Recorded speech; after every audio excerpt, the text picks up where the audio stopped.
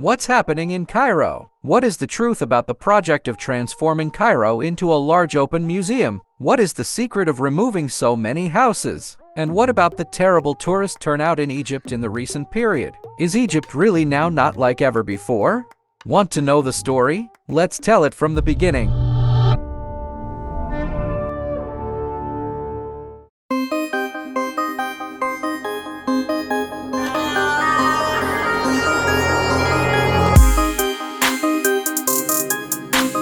Cairo is not just a densely populated city. Rather, it is a city that witnessed many civilizations that made it a unique mixture of places that contain traces of all civilizations: Pharaonic, Romanian, Islamic, Coptic, Mamluk, Ottoman, British, and modern.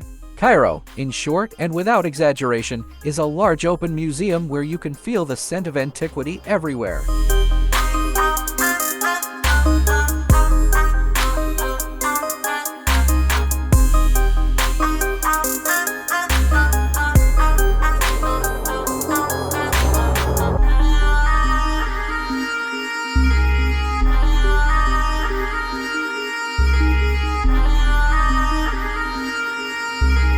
One of the most important and greatest things that can be seen in the Old Egypt area in Cairo, as the Egyptians call it, is the Islamic civilization with its extensions, in which the jewels of architecture and heritage treasures are spread throughout Cairo.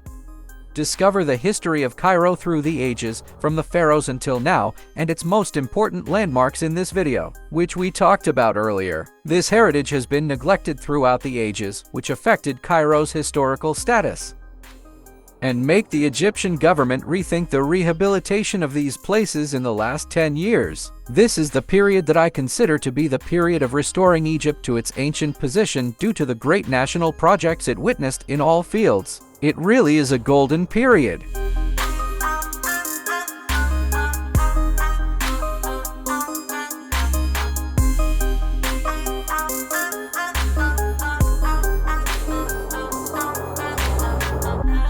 The historic Cairo area, or as we said, Old Egypt, contains approximately 500 heritage buildings concentrated in the area south of Cairo. Among the Islamic, Fatimid, Abbasid, Ayyubid, and Mamluk eras, there is a lot of heritage. The most important of them: Salah el-Din Citadel, Amr ibn al-A's Mosque, the first mosque built in Africa, Al-Hussein Mosque, Al-Moaz Street, which contains many ancient buildings, Khan al-Khalili, the Magri al-Ayan Wall, Al-Saida Nafisa Mosque, Al-Saida Aisha Mosque, Cairo Lakes, and Fustat Hills Park. The development is taking place in an area of about 13 square kilometers, which is the Old Egypt area in the south of Cairo.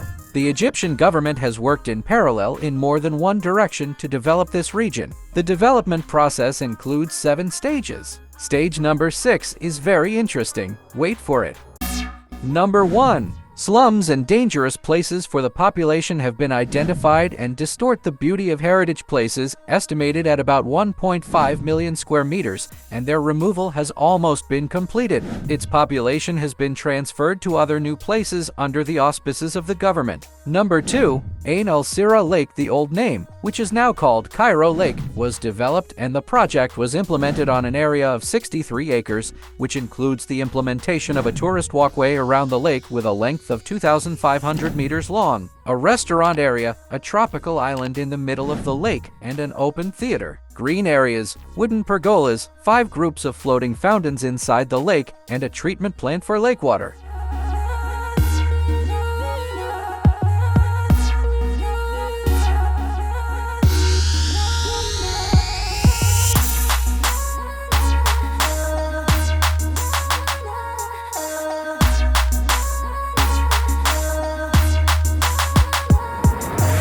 Number 3. The development of Amr ibn al-A's Mosque after its liberation from the slums that used to spread adjacent to it. The development works include afforestation, parking lots, and walkways for tourists up to the agricultural walls. Number 4. The establishment of the National Museum of Civilizations in the region after its complete transformation, whose opening was witnessed by the whole world. A great procession was held to transport the royal mummies from the Egyptian Museum in Tahrir Square in the heart of Cairo.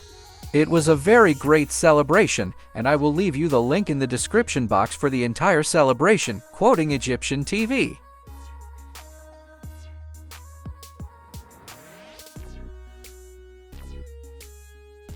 Number 5. Work on the development of the historic Magri al-Ayyun wall area by clearing and cleaning the perimeter of the wall, which suffered from years of neglect and randomness, to restore its splendor within the framework of a special project to convert it into a tourist attraction, after it was a haven for street vendors.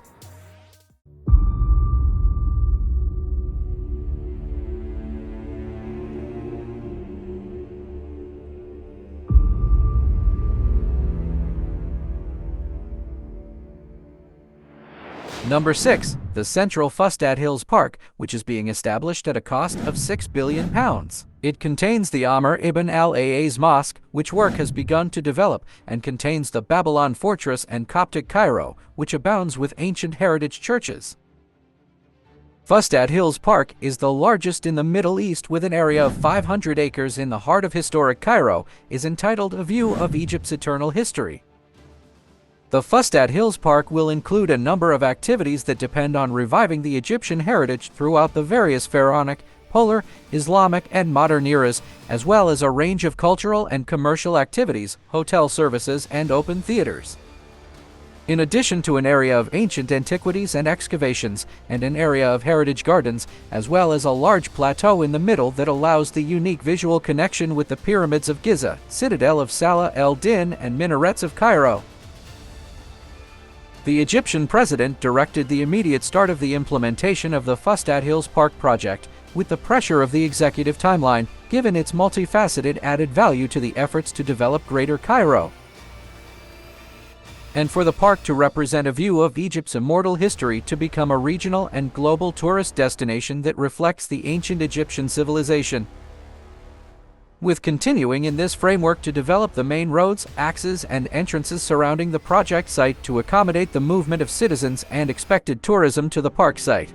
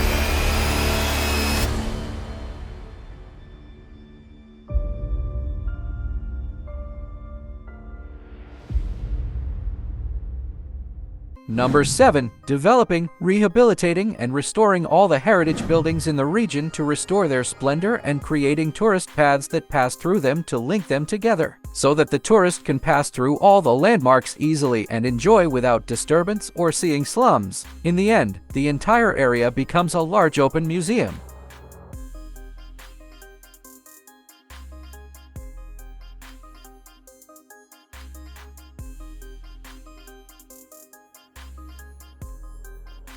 Of course, all this is taking place in the midst of a large group of infrastructure development projects, so new roads and paths were constructed among the population masses to increase the quality of life and mobility in Cairo. And the fourth line of the subway is under construction, which will pass through all these ancient areas. Not only, but the happy news is that this line is the one that connects to the pyramids of Giza and the Grand Egyptian Museum.